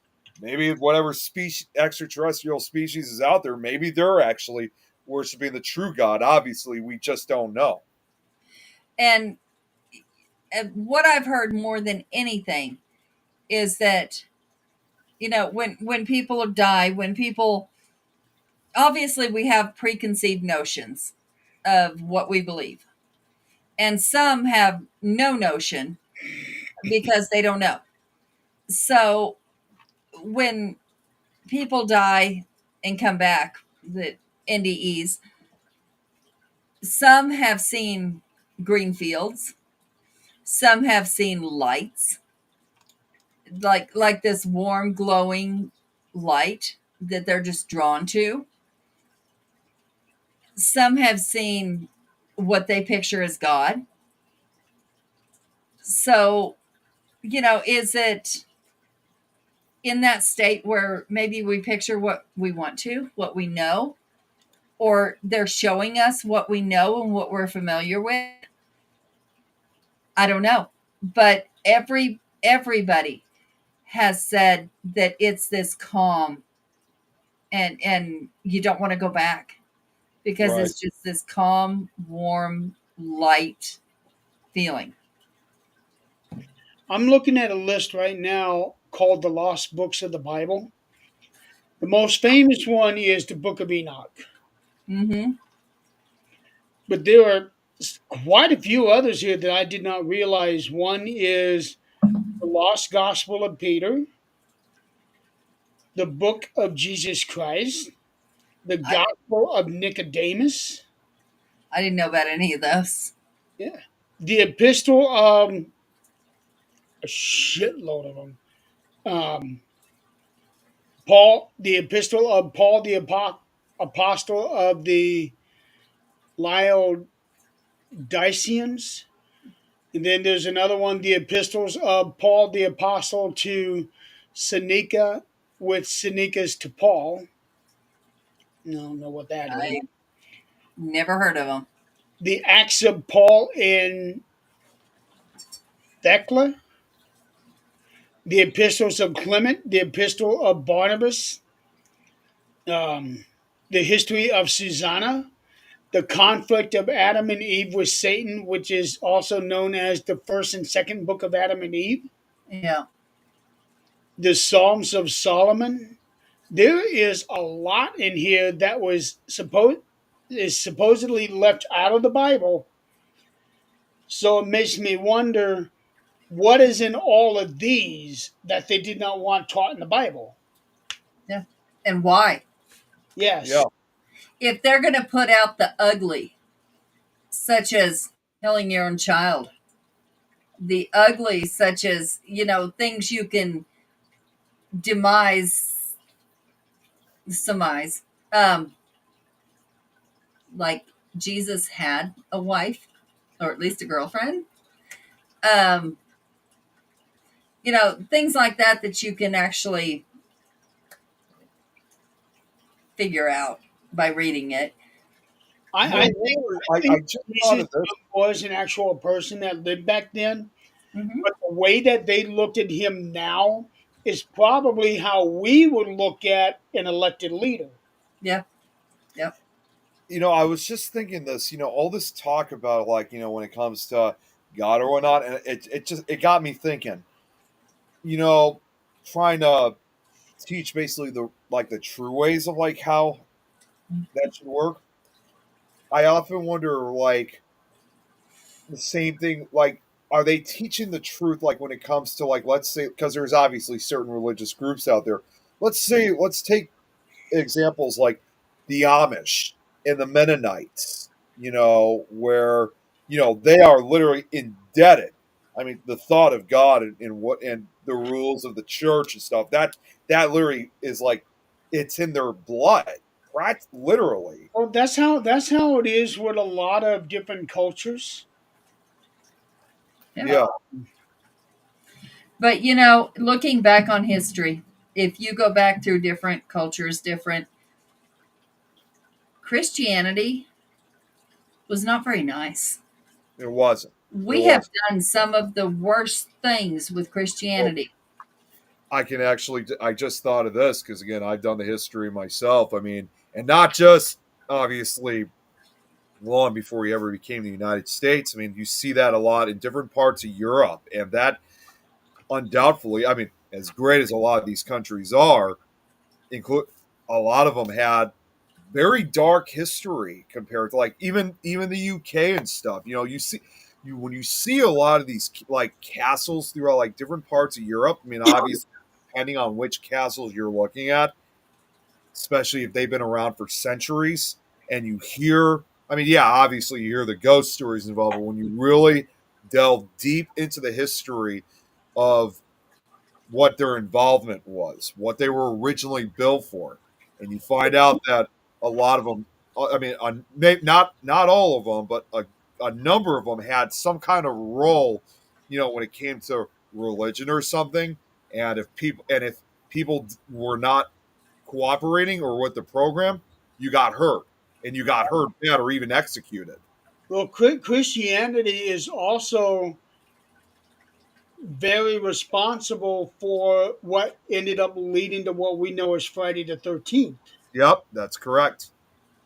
Um, and when you think about it, Christianity is not as old as No, it's not. a lot of the other religions out there. Pagan is much older. It's the oldest. But let's look at like you guys really need to watch the Viking movie, like the series. It is unreal. It is the Viking. It's called The Viking. That series is as close to actual facts as any movie is. Um, the thing about that is Christians started fighting pagans. Pagans were, of course, here first, Yeah. and they called them heathens. Heathens. Um, but at what point in the Bible? Now, mind you, let's go back to when Vikings were around, and the Bible. How much of it was written at that point? Let's figure that out. Pickle And Tom's in the chat. Sorry, I had to say it. Oh, he didn't scream it. No, I still said it loud. I was like, Pickle Tom. No. but Sorry, go ahead. weren't the Ten Commandments already in place at that point in time? The Bible was written. 10 Commandments were in place. But yet, the Christians went out and started slaughtering, right? To take the lands. In the name of God. In the name of this same God. Well, They and went this, out and did that. if you really think about, and this kind of goes back partially to with what we were talking about, when it came to wars and stuff. A lot of those wars from centuries, if not thousands of years ago, unlike a lot of these other wars that we were talking about that have happened in the last century or two, a lot of these wars were involving religion and all these belief systems that they had. Yep. And would God want us to go out and start killing in his name? Yeah, I mean, it's like But the Whether, question is, really, would he? Because he had a child killed, yeah, his own son killed. He had the whole world killed besides what Noah had. Mhm. So would he? I mean, is that Well, supposedly. supposedly. Well, let's right? not forget another Supposedly. Hey, example think too. Is about that this. well, let's When not forget also the plagues of Egypt involving the Pharaoh. That if he was not going to set the people free to worship him, there was going to be dire consequences. Right. And still to this day, the Bible says there are dire consequences if you have any other God before me. So, but it also says to obey the law of the land. Mm-hmm. So, a lot of our leaders are portraying themselves as gods. They do. They are. And I've always said for the numerous times, it is a terrible decision for and not just presidents or leaders. I mean, basically anybody. It's a terrible decision to make for someone who was just daring to play God. Because I mean, yes, it's true. look at a lot of the cult leaders. Exactly. I was going to say yes, it's true. We've often seen it a lot in the movies, some of the TV shows, the books. But when you really think about it, that there's a reality sense that there are people out there who really truly see themselves. It usually, you just know, regardless, that it never ends well, not only just for that individual, but also for these followers. But let's think about it. We are gullible as people, obviously. As a whole race, we are very, very gullible. If you are around a certain person, you're going to start acting like them. If you hear something enough, you believe it. That's how we are as people. That's in our nature.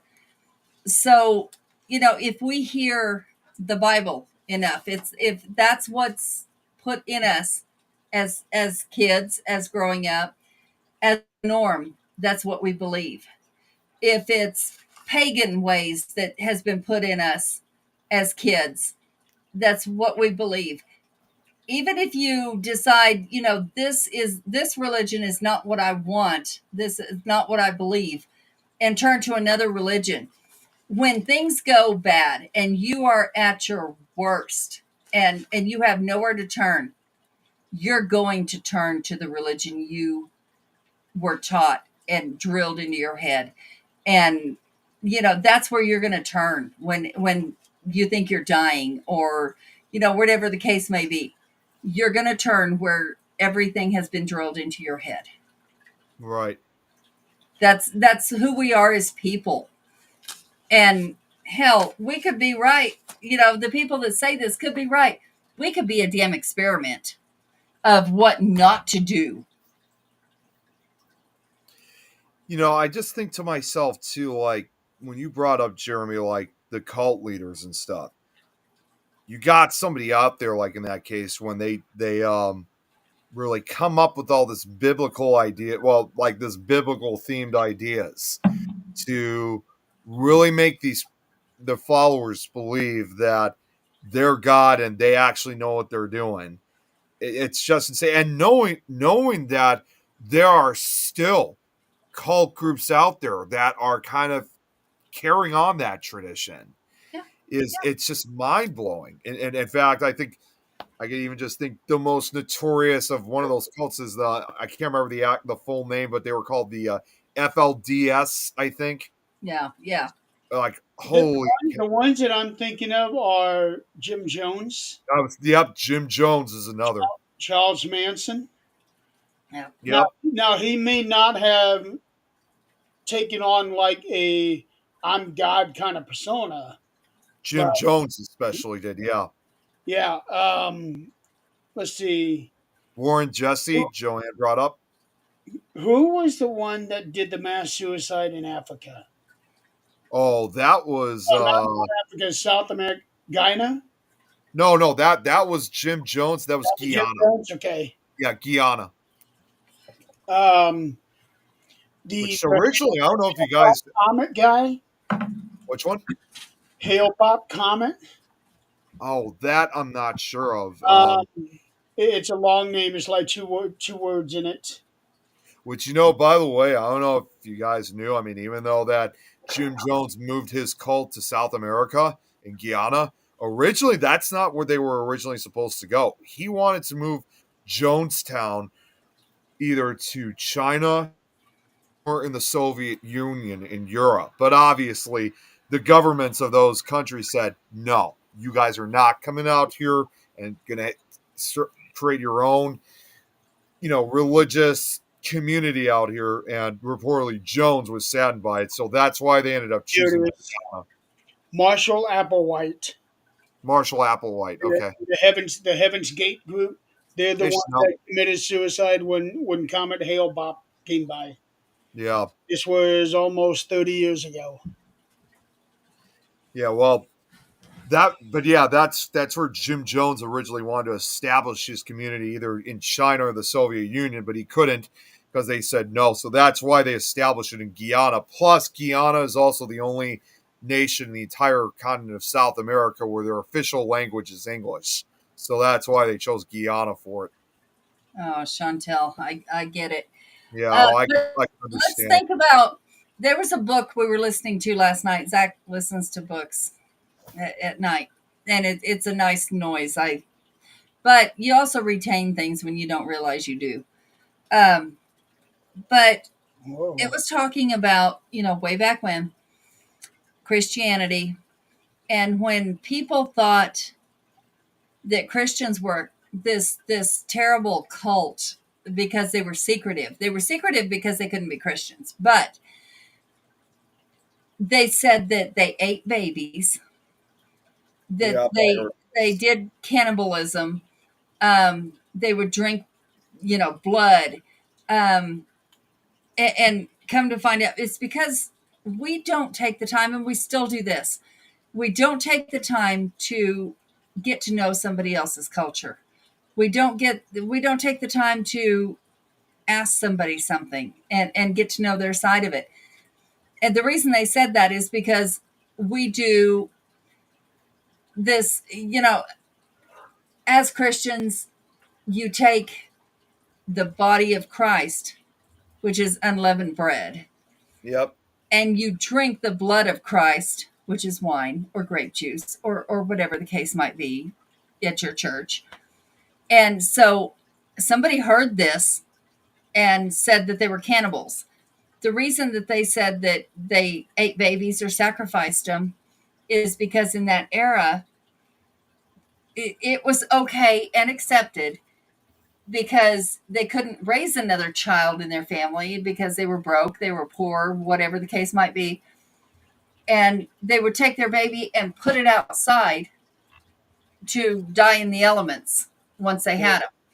Well, and see, that's kind of weird. That's kind of bizarre because I remember hearing too, that kind of at the same time. However, I've also learned that the earliest Christians, originally feared of cannibalism and vampirism in certain areas of Europe. So it's I guess it also kind of depended on where you were living at the time. Because and it all stemmed from that same thing because they would talk about the body of Christ, the blood of Christ.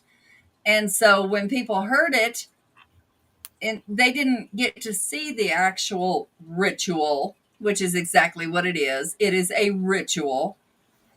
And they didn't get to see it. So they thought they really drank the blood of somebody and ate their body. And, and even back in Viking days, they would put babies out that were like the boneless. Oh my God! It's like right in front of me. I know, and I just watched this too. But Ivar the boneless. His dad had put him out to die. The mother went and got him and fought the king. Said, no, I don't think so. But now, how it really happened, we don't know the story of Ivar the boneless. Whether it was he couldn't get an erection, whether he had some disease that he had brittle bone disease, who knows? But if they had a defect, they would put them out in the woods and let nature take its toll. Alive, they would let nature take its toll upon birth. That went on for a long time. It wasn't just Vikings. This went on for a long time that this happened. And the Christian community, when they would throw them out there, they take them and raise them as their own. But that's not a story. That wouldn't go into their rhetoric of, this group of people is terrible and they eat people, and they said that they sacrificed the babies, which they did not do. They raised them as Christians. But, if we don't take the time to get to know someone, we don't take the time to ask questions, because and people don't answer questions, or didn't, because they would be made fun of. They wouldn't be understood anyway. And that's where we're circling back around to, instead of, hey, what do you believe? Tell me why. Have that conversation. That's not what we do. We make fun of people. That's where we're going back to. And it's, history repeats itself, and it's not going to be a good thing. No, it doesn't. It really doesn't. It's just like, I don't know. It's just really like just the way how you describe that, just with history repeating itself. I mean, it's not looking good for the outcomes of the future. I mean, we would have expected that it would have been a lot more sophisticated and understanding, in this day and age. But it's almost just like it's just crazy to think that you got people out there who are almost like doing everything in their power to try to to basically make everything go back to the way things were originally. I don't Yeah. think that will ever happen. What movie? No, I know what you're talking I about. don't And remember what that movie was. unfortunately, we can turn anything into a monster if we wanted to. And I think many of the stories in that are very monstrous. They're very monstrous because people wrote it. Now, if that is really what happened, we should be really scared, because Really. it's not good. And if we're serving, or whoever, is serving a God that does that, we should be very scared, because we're all screwed. Yeah, we really are. I, And I it think doesn't even. no matter which way we go. Yeah. And I've even said and it's not even just here throughout this country. I think it's going to be happening like just about everywhere. Well, I choose those rose-colored glasses we talked about last week, and Yeah. I just don't think any of that's true. I think we get to either reincarnate, try it again, which I don't want to ever do again. Frankenstein is supposed to I'm be good. Or, we get to choose, which is what I believe. We get to choose. Do we want to be a spirit guide? Do we want to be, you have a choice. It's not, because that it's just not okay. I know. Sorry, that part of the Bible is a bad God, and now we are to say he is moving his. Yeah. Oh no, I get what she's saying. Yeah. And then Chanel said Frankenstein is supposed to be big. Oh, moving his loving God. Okay, that's what she was trying to say. Yeah. The Bible Not comes what that portrays. so many ways. Yep. We're coming up. We're coming up on 2 hours now. A little over. Well, a little over on time, but we're still technically 4 minutes away from the actual 2 hour I mark. was going to say, with all due respect, since we start a few minutes after 7 o'clock our time, I mean, that is, yeah, That's we are. our fault. Our That's our mark. fault. Well, see, I was exercising as usual, before I got on here. Good for you, because I'm exercising my arm, Well, my mouth. Well, unfortunately, I'm just going to say This is what she's saying. This is fitness. yeah, yeah. Well, Hey, unfortunately, I'm going to just say this. I'm just going to say this. Unfortunately, a few of my pounds came back on because this past weekend was me kind of a too. crazy weekend for us. But I'm not giving up, and I've already knocked down three of those. It's not. It's about. It's not. It's about. I gained about 8 pounds back, but I already knocked 3 down, so I'm already So making progress. And round is a shape. supposed to be on the network tonight, but for whatever reason, he's not. What were you Round is saying, a sir? shape. We're okay. What's that? Round is a shape. Yeah, but I need to get in better shape. Round is a shape. I definitely need to get in a better shape, and I also got to get up really early tomorrow, so I need to go to bed early. What do you I don't got want going to on get up tomorrow? If you early don't mind, tomorrow. I Well, was gonna say, what do you got going on tomorrow? If you don't mind me asking. I need to go shopping first thing in the morning, and I want to go shopping early enough and get home so that I can do my work before doing the shows tomorrow. Oh, that should be fun. Yeah, and besides, I like to do shopping first thing in the morning because people are not out yet. I mean, that's what I have to deal with every day when I go to work. So I can, so I can get, Because I see that every day. get in, get my shit, get out, get home. Well, a good part for me too is that I won't be working for the next 4 days because I got Yeah. obviously yeah, because I got Friday and Sundays off like I usually do, but I took Saturday and Monday off for. It's all been taken off for a very good reason because let's also not forget the fact that this upcoming Monday, my birthday. So I'm going to be on a birthday break, if you will. So it should Yeah, be enjoyable. we'll be turning 13 years old, folks. So now that you're another year older, we need to teach you something different this month. Oh God, Next should, month. should I be scared? Should I You get an probably should be, yeah. should I get an adult? Well, Not unless you want them to demonstrate.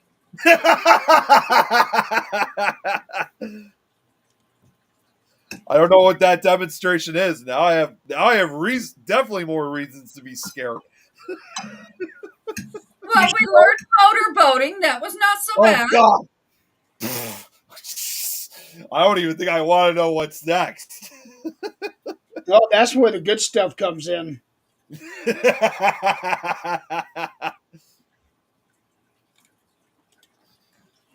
So, so not only will it be your birthday on Monday, but it'll also be Michael's birthday too.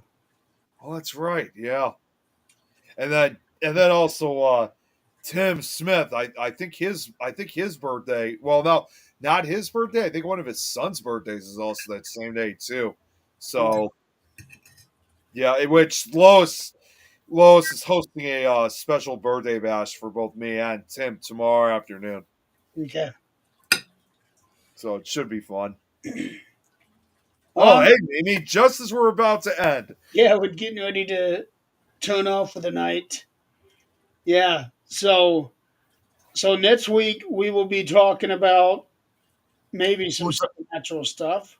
What about Puma Punka or whatever the hell that was? Puma Punka. Yeah, because you keep pushing it back. Yeah, I do. But I really wanted to talk about Georgia Guidestones this week. Well, that was fascinating, nonetheless.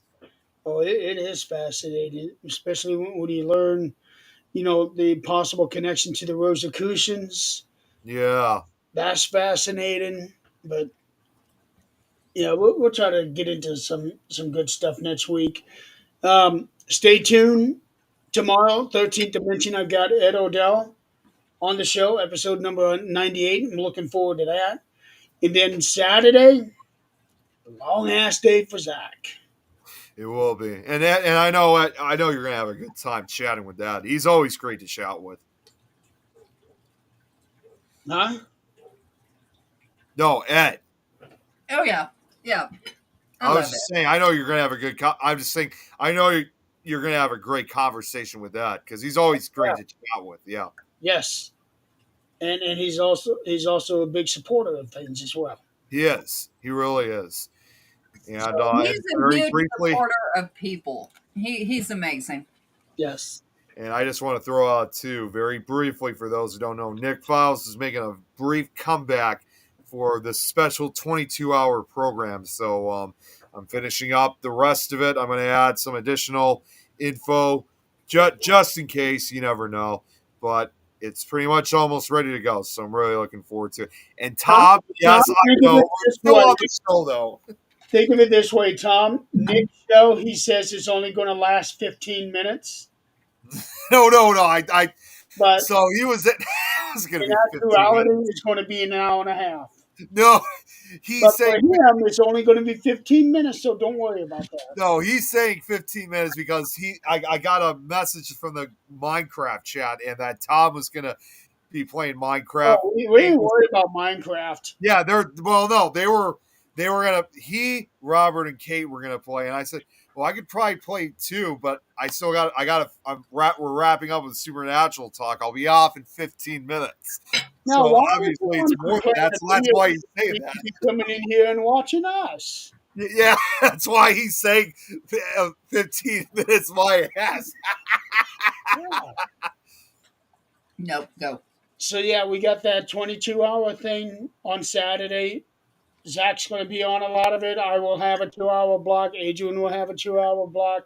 Nick will have however long he pre-records his. At least a 45 or 1 hour block. But if Lois needs me or whatever, who knows? Maybe I'll be on more. I don't know. If it goes over, that's perfectly fine. Only time will tell. Zach will Wait, take over. sober? Yeah, if it goes over 45 minutes to an hour, it's perfectly fine. He's going to put you in where it doesn't matter. Yeah, I'm looking forward to it either way. All right, folks. Well, we're going to sign off. Thank you for playing along with us this week. And we will see you all next week. You guys have a good night. And have a good weekend. And yeah, good weekend too.